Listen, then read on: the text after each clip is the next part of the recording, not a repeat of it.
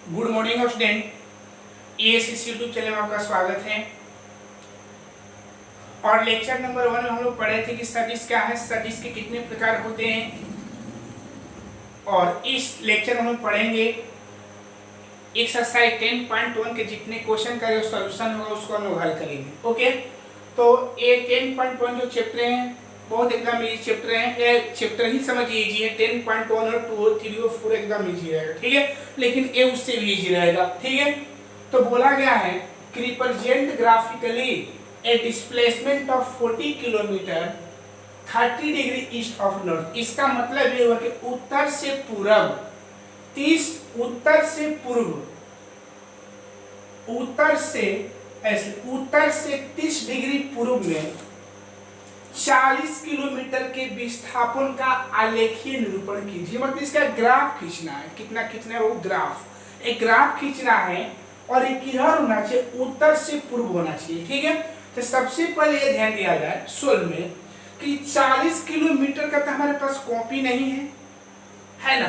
तो इसलिए हम क्या मानिए कि लेट एक स्केल इक्वल 10 मीटर, 10 किलोमीटर मतलब एक स्केल मतलब पैमाना होता है इंच में। आप लोग देखें, एक स्केल, 2 स्केल, तो एक स्केल इक्वल 10 किलोमीटर। सो इसलिए 4 स्केल इक्वल 40 किलोमीटर। मतलब 4 स्केल किसके किलोमीटर के बराबर हो? कितने किलोमीटर के बराबर होगा? 40 किलोमीटर। हम अपने छोटा करने के लिए, ठीक है। आप लोग ग्राफ खींचते तो जानते हैं कि ग्राफ में हम लोग का ऊपर वाला y, नीचे वाला y डैश से x होता है, 0 होता है, मूल बिंदु ओरिजिन पॉइंट बोलते हैं। आप लोग जानते होंगे AB के ऊपर का नॉर्थ होता है, नीचे का साउथ होता है, इधर वेस्ट होता है, इधर ईस्ट होता है ना बाबू। तो बोला गया है कि नॉर्थ से ईस्ट की ओर, नॉर्थ मतलब तक उत्तर से पूर्व, तो उत्तर हमारा ये हो गया। उत्तर से पूर्व किधर होगा? इधर होगा नहीं ना। उत्तर से पूर्व हम किधर जाना है? इधर जाना होगा।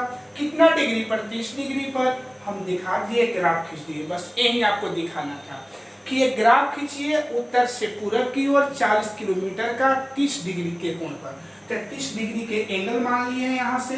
और नॉर्थ है, नॉर्थ से किधर? ईस्ट की ओर 40 किलोमीटर। एक स्केल इक्वल 10 किलोमीटर मान लिए हैं, तो 4 स्केल इक्वल 40 किलोमीटर, क्योंकि 40 किलोमीटर के बराबर हम लोग कॉपी नहीं होता है, ठीक है।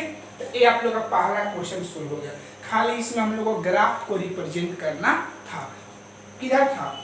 उत्तर से किधर था बाबू? पूर्व की ओर। उत्तर से पूर्व और नॉर्थ से कहाँ करना है? ईस्ट की ओर, ठीक है। नॉर्थ ईस्ट, ठीक है। अच्छा, इसमें बोला है कि classify the following measures as scalar and vector quantity. इसका हिंदी हो जाएगा कि निम्नलिखित राशियों को सदिश एवं अदिश में श्रेणीबद्ध कीजिए। निम्नलिखित राशियों को सदिश एवं अदिश में श्रेणीबद्ध कीजिए। मतलब इसमें सदिश और अदिश को बताना है, ठीक है।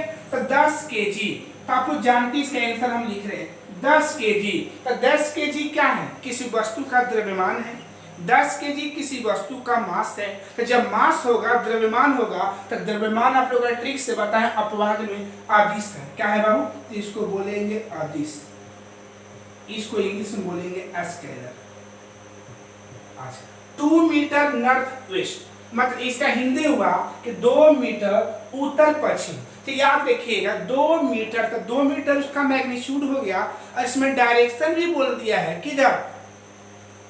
नॉर्थ वेस्ट मतलब उत्तर पश्चिम। तो उत्तर पश्चिम मतलब क्या होगा? सदिश हो गया। क्या होगा? इसको क्या बोलेंगे हम लोग? सदिश। इसको बोलेंगे वेक्टर। आगे बताइएगा 40 डिग्री एंगल है। तो एंगल याद रखिएगा 40 डिग्री जो होता है कोण को मापता है ना डिग्री बाबू। तो कोण भी जो होता है, कोण में हमारा वह आया है, कोण में वह आया है नहीं ना। तो जब कोण में वह नहीं आएगा तो क्या कहलाएगा? अदिश हो जाएगा। अदिश, इसको बोलेंगे इंग्लिश में स्केलर। कौन है बाबू? स्केलर। क्लियर है? वाट, वाट किसका यूनिट है बाबू? तो वाट पावर का, पावर POWR, पावर मीन्स होता है शक्ति। अब बताइए बाबू, शक्ति में हमारा वह आया है, शक्ति में वह आया है। तो जिसमें वह नहीं आएगा उसको अदिश बोलेंगे। और जिसमें वह व अगर आ जाता है तो उसको हम क्या बोलेंगे? वो सदिश है। तो पावर मीन्स वाट, वाट किसका मात्रक है? पावर का। पावर मीन शक्ति, शक्ति में वह नहीं है, इसलिए क्या हो जाएगा? अदिश।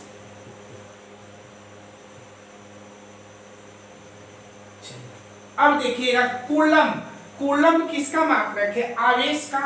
कूलम किसका मात्रक है बाबू? आवेश का। कूलम किसका मात्रक है? चार्ज। चार्ज का यूनिट कूलम, कूलम का हिंदी हो कूलम। आवेश का मात्रक है चार्ज का। तो याद रखिए बाबू, आवेश, तो आवेश में वह आया है, लेकिन बताए कि अपवाद है ना, इसलिए आवेश भी कैसा राशि? अदिश राशि है। ये देखिए मीटर प्रति सेकंड स्क्वायर, तो मीटर प्रति सेकंड स्क्वायर किसका मात्रक है? त्वरण का। तो त्वरण कैसा राशि है? त्वरण में वह आया है ना बाबू, इसलिए इसको बोलेंगे सदिश। ठीक है, तो याद रखिएगा कि ये मात्रक के अनुसार पूछा है, किसके अनुसार? मात्रक यूनिट के अनुसार पूछा है कि सदिश और अदिश कौन है। तो याद रखिए फिर से 10 kg द्रव्यमान, केजी किसका मात्रक है? द्रव्यमान के, इसको इंग्लिश में मास बोलते हैं, द्रव्यमान। अदिश है 2 मीटर उत्तर पश्चिम, उत्तर पश्चिम, तो 2 मीटर है उत्तर पश्चिम दिशा में, ही दिया है, सदिश हो गया। डिग्री, डिग्री किसका मात्रक होता है? कोण का। कोण, कोण में वह आया है नहीं ना, अदिश। वाट, वाट किसका मात्रक है? शक्ति, पावर का, शक्ति का, शक्ति में वह आया है नहीं, वाट। कूलम, कूलम किसका मात्रक है? आवेश, आवेश में वह आया है लेकिन अपवाद है, इसलिए अदिश है। मीटर प्रति सेकंड स्क्वायर किसका मात्रक है? त्वरण का, त्वरण में वह आया है, क्या है? सदिश है।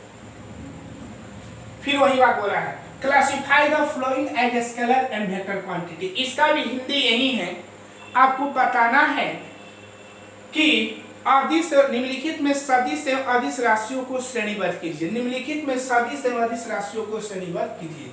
तो आप लोग इतना तो हिंदी जानते हैं, टाइम पीरियड मतलब आवर्तकाल, मतलब समय, समय, टाइम का हिंदी तो समय, समय में वह आया है नहीं ना, तो एक क्या हो जाएगा? अदिश। समय, अदिश, इसको बोलेंगे स्केलर। डिस्टेंस, डिस्टेंस मतलब दूरी, दूरी में वह आया है नहीं ना, तो ये क्या हो जाएगा? अदिश।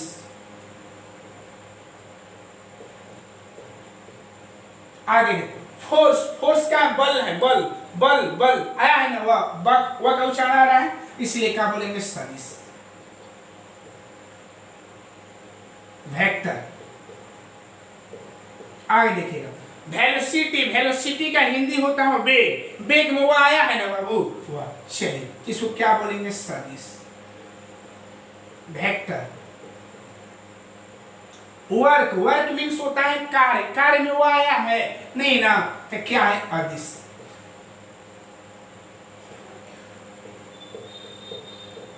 आप लोग समझ गए होंगे कि सदिश और अदिश का पहचान कर लीजिएगा बाबू, सदिश और अदिश का पहचान कर लीजिएगा। याद रखिएगा टाइम मतलब समय होता है, समय में हमारा क्या है बाबू? टाइम का हिंदी होता है समय, देख लीजिए हिंदी लिख दे रहे, समय। दूरी हो जाएगा, फोर्स मीन्स हो जाएगा बल, वेलोसिटी मीन्स हो जाएगा वेग, और किया गया कार्य, किया गया कार्य, किया गया कार्य। हिंदी है तो समय, समय में वो आया है, अदिश हो जाएगा। दूरी में वो आया है, अदिश हो जाएगा। फोर्स बल, बल में वो का उच्चारण आ रहा है, सदिश हो जाएगा। वेलोसिटी मतलब वेग होता है, वेग में वो आया है, सदिश हो जाएगा। वर्क मतलब किया गया कार्य, कार्य में वो आया है नहीं, अदिश हो जाएगा। यहाँ भी हिंदी देख लीजिएगा, मात्रक है। क्लियर है? चलिए अब क्वेश्चन नंबर हम लोग 4 पढ़ेंगे। क्वेश्चन नंबर कौन पढ़ेंगे बाबू? 4 को, इसको हम इरेज कर रहे हैं, मिटा रहे हैं। ठीक है, तो क्वेश्चन नंबर जो हम लोग का 4 दिया हुआ है वो ध्यान दीजिएगा। बोला इन फिगर 10.6 मतलब एक आप लोग का आकृति दिया गया है और वो आकृति एक वर्ग है। मान लिया कि वो आकृति कैसा है बाबू? वर्ग है। क्वेश्चन नंबर 4 है आइडेंटिटी द फ्लोइंग वेक्टर्स, मतलब इसमें निम्नलिखित में हम लोग को वेक्टर को बताना है कि इसमें कौन कैसा वेक्टर हमारा है। ए फिगर है, फिगर को हमको समझना है कि फिगर ए स्क्वायर दिया हुआ है। तो कोइंसियल, तो देखिए बाबू सबसे पहले इसका बात करेंगे तो हमारे पास कोइंसियल का बात आ गया। तो कोइंसियल में हमारा कौन पॉइंट है बाबू? कोइंसियल में पहचानने का तरीका क्या होता है कि जिस पॉइंट को चयन करेंगे, जिस पॉइंट को चूज करेंगे, अगर उस पॉइंट से हमारा वेक्टर हमेशा निकलेगा तो हम बोलेंगे कि वो पॉइंट क्या है, कोइंसियल पॉइंट है। अगर दो गो निकला एक वो आ गया तो आपका कोइंसियल पॉइंट नहीं है, मतलब सहआदिम नहीं है। इसका हिंदी हो जाएगा सहआदिम, सहआदिम। क्लियर है? इसको बोलेंगे समान और इसको बोलेंगे संरेख,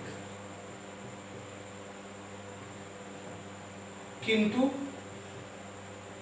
असमान। एक आकृति दिया हुआ है और उस आकृति में आप लोग को बताना है कि कौन सा सहआदिम है, कौन सा समान है, कौन सा संरेख किंतु असमान है। तो सबसे पहले ये बात किया जाए कि सहआदिम मतलब कोइंसियल किसको बोलते हैं। तो कोइंसियल में सबसे पहले बिंदु चयन करेंगे। तो ए हमारा बिंदु ए है, बहुत ध्यान रखिएगा।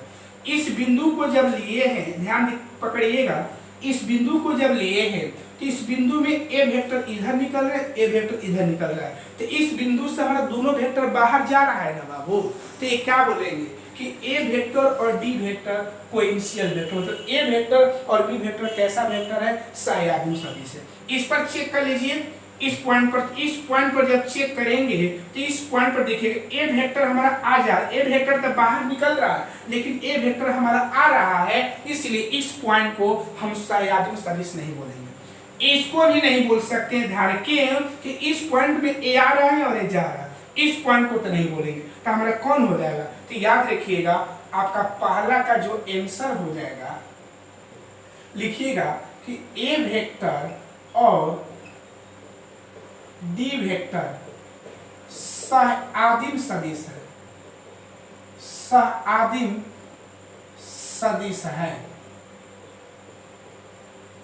ए वेक्टर एंड डी वेक्टर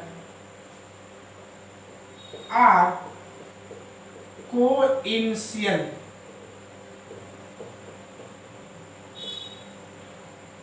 दूसरा का आंसर इसका है, पहला का दूसरा समान सदिश। कौन सदिश, समान। तो समान सदिश किसे कहते हैं, वैसे सदिश जिसका परिमाण भी बराबर हो और दिशा भी बराबर हो। तो आप ही बताइए बाबू, जब वर्ग है तो वर्ग में सब भुजा बराबर होगा लेकिन दिशा भी समान होना चाहिए। देखिए ये दोनों का दिशा एक है, ध्यान दीजिएगा, और दोनों का परिमाण भी बराबर है। तो क्या बोलेंगे कि बी वेक्टर और सजाते रहे डी वेक्टर समान सदिश, समान सदिश है, समान सदिश है। कौन सदिश है बाबू, समान सदिश है। क्लियर है? लिख सकते हैं कि B vector and D vector is equal vector, V vector and D vector is equal vector. क्या कि दोनों का मैग्नीट्यूड से में दोनों एक ही डायरेक्शन में जा रहा है। ओके, क्वेश्चन नंबर इसका थर्ड का आंसर हो जाएगा कोलिनियर। तो कोलिनियर का मतलब क्या होता है, उसका मैग्नीट्यूड बराबर भी हो सकता है और नहीं भी, परंतु बट उसका डायरेक्शन अपोजिट होना चाहिए। तो देखिएगा ये दोनों का तो मैग्नीट्यूड सेम है, दोनों का लंबाई बराबर है और दोनों का डायरेक्शन अपोजिट है, एक ऐसे है एक ऐसे जा रहा है। तो ए और सी का हो जाएगा। तो लिखिएगा कि a vector and c vector are collinear.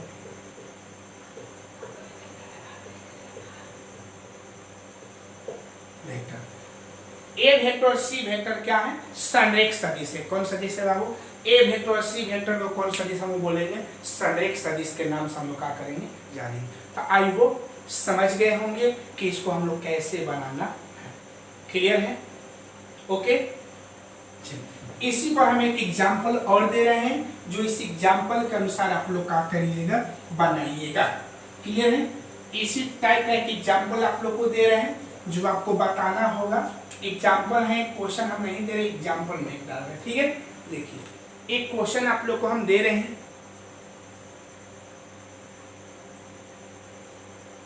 एक फिगर में आपको बताना है। देखिए एक फिगर है, आप लोग को बता रहे हैं। ठीक है, ए से एरो चिन्ह दिया गया है, इसका एरो चिन्ह नीचे है और इसका एरो चिन्ह इस साइड में, यहाँ ठीक है, इसको सी वेक्टर माना गया है और इसको माना गया है ए वेक्टर, इसको माना गया है बी वेक्टर और इसको माना गया है डी वेक्टर। क्लियर है? इसमें भी बताना है पहला कोइंसियल सह्यादिन, दूसरा बोला है इक्वल समान और तीसरा बोला है collinear संरेख। संरेख।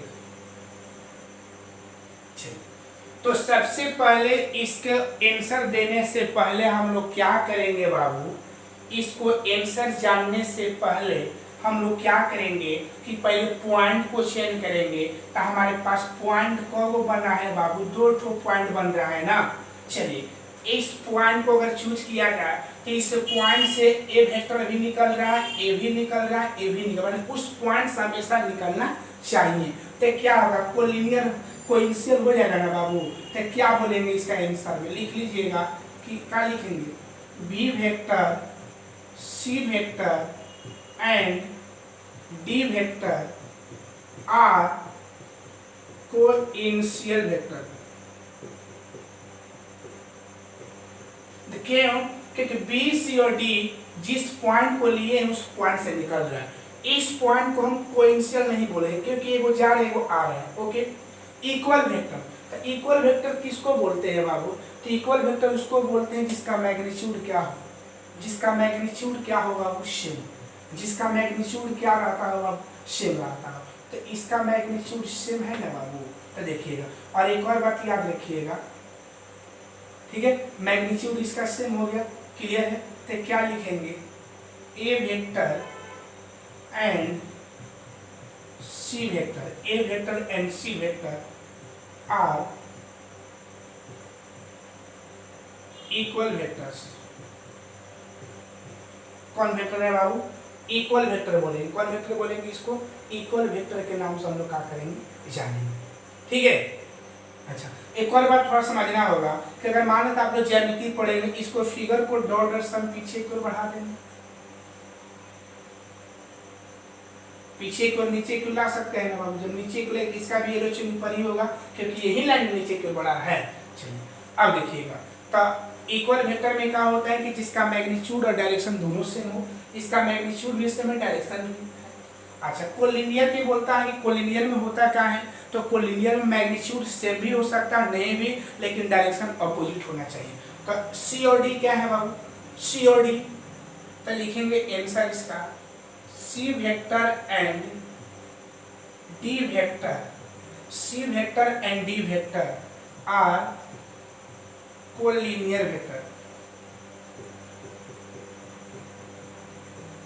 C vector and D vector are collinear vector, दोनों कैसा वेक्टर है, कोलिनियर वेक्टर है। क्यों? कि सी और डी दोनों का मैग्नीट्यूड सेम है और डायरेक्शन क्या है, अपोजिट है। क्लियर है? क्लियर है ना बाबू। लेकिन एक बात और ध्यान देना होगा बाबू कि यहाँ जब बात करेंगे तो एक और बात ध्यान रखिएगा, ए वेक्टर है तो ए भी हमारा ए वेक्टर होगा। तो ए भी हम लोग का क्या हो जाएगा, देख लीजिएगा कि a vector and D vector are collinear vector. देख लीजिए क्यों, क्योंकि ए ऊपर जा रहे हैं और ये नीचे आ रहा है, जा रहा है ना बाबू, ये ऊपर जा रहे हैं नीचे जा रहे हैं, तो एक कोलिनियर हो जाएगा। अब इसको तो नहीं ना बोल सकते हैं, क्यों, क्योंकि इसका भी डायरेक्शन ऊपर है, इसका भी डायरेक्शन ऊपर है ना, इसलिए इसको नहीं बोलेंगे। तो याद रखिएगा कि c and D vector collinear vectors, a and D vector collinear vector. ठीक है, तो क्वेश्चन नंबर हम लोग का कौन सा हो गया, 4 हो गया। एग्जाम्पल आप लोगों ने दिए। ठीक है, तो आई होप समझ गए होंगे कि इसमें हम लोग का क्वेश्चन क्या बोला जा रहा है। ओके जी, अब हम क्वेश्चन नंबर किसका बात करेंगे बाबू, 5 का। क्वेश्चन नंबर किसका बात करेंगे, 5 क्वेश्चन का। देखिए क्वेश्चन नंबर 5 आप लोग को लिख रहे हैं। क्वेश्चन नंबर 5 बोल रहा है कि निम्नलिखित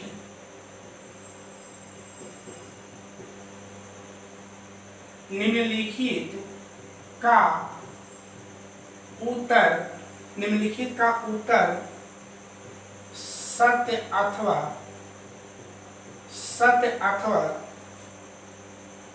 असत्य के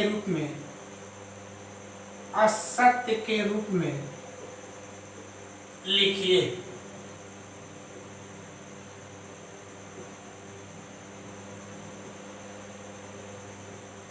पहला इसका क्वेश्चन दिया हुआ है, ए वेक्टर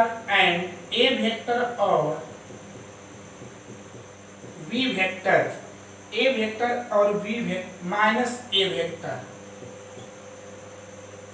संरेख हैं। इसका आंसर लिख लीजिएगा, इसका इंग्लिश भी क्वेश्चन का लिख देंगे। ए वेक्टर माइनस ए वेक्टर, थोड़ा गौर करिएगा बाबू। ए वेक्टर का मतलब क्या समझ रहे हैं? ए वेक्टर है हमारा, तो ए वेक्टर का मतलब है कि दोनों हमारा वेक्टर रहेंगे तो दोनों का मैग्नीट्यूड सेम होगा, दोनों का क्रमबद्ध है कि मैग्नीट्यूड सेम होगा।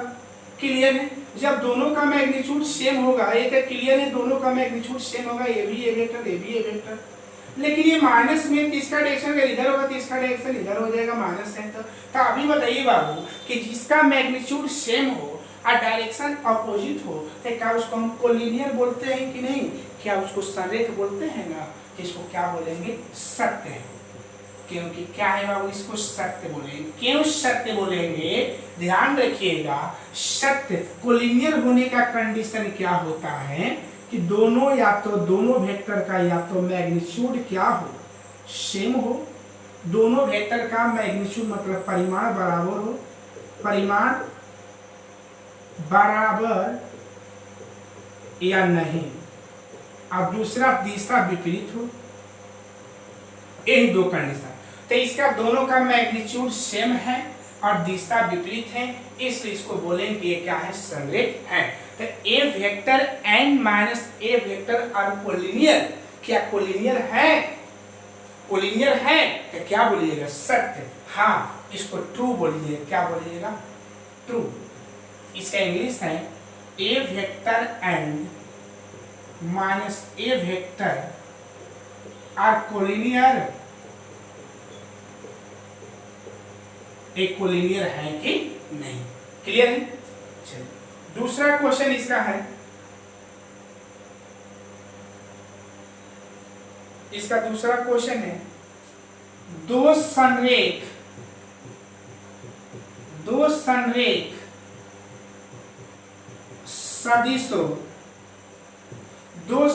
सदिशों का परिमाण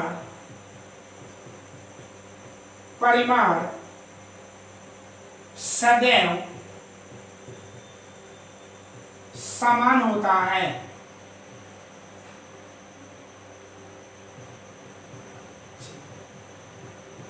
इसका आंसर बोला है कि मान लेते कि हमारे पास दो कोलिनियर सदिश, दो संरेख सदिश है, क्या उसका जो मैग्नीट्यूड होगा, परिमाण जो होगा, हमेशा समान होता है।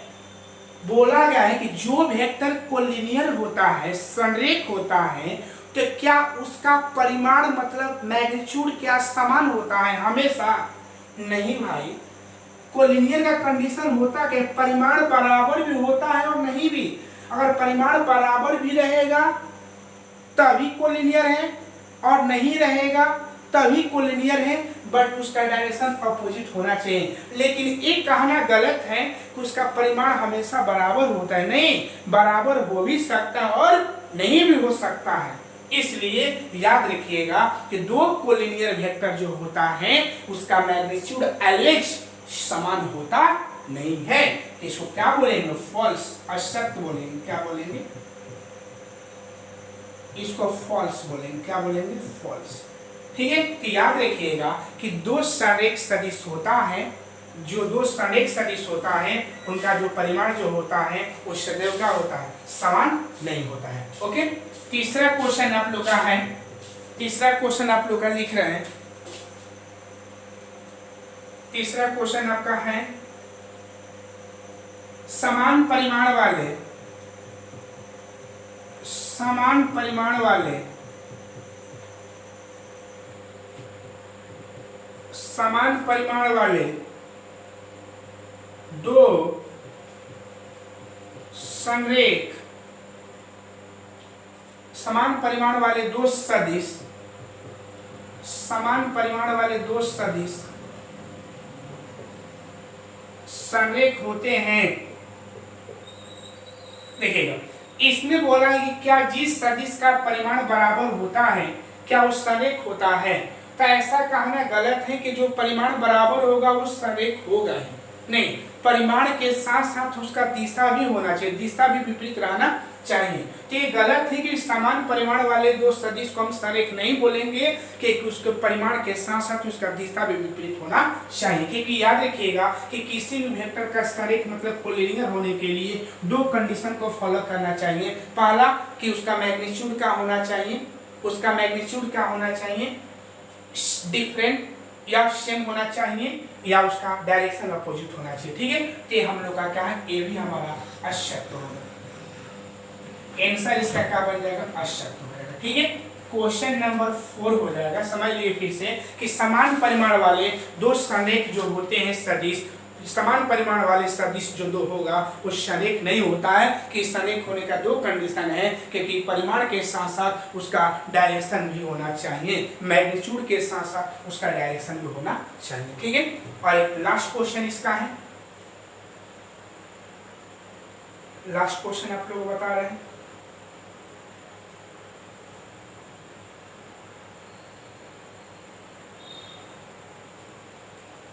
समान परिमाण वाले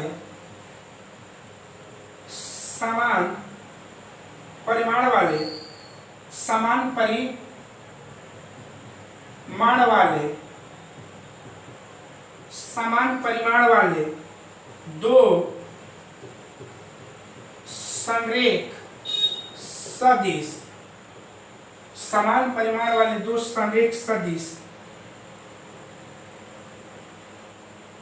समान होते हैं। समान परिमाण वाले दो संरेख सदिश समान होते हैं। देखिए, इसमें बोला है कि समान परिमाण वाले दो संरेख सदिश समान होते हैं। तो ये भी गलत है कि समान परिमाण वाले दो संरेख सदिश समान होते नहीं है, क्योंकि दोनों का डायरेक्शन अपोजिट मतलब विपरीत होता है। ठीक है, तो ये आप लोग का एक्सरसाइज 10.1 का क्वेश्चन नंबर जितना था आप लोग को 5 तक बना दिए। अगर ये वीडियो पसंद आया होगा तो लाइक और सब्सक्राइब करना भूलिएगा। जय हिंद, जय भारत। और अगर एक क्वेश्चन समझ में नहीं आया होगा तो कमेंट या व्हाट्सएप ग्रुप पर मेरे एसएमएस करिएगा। जो क्वेश्चन आपको प्रॉब्लम होगा उसको हम समझा देंगे। ओके।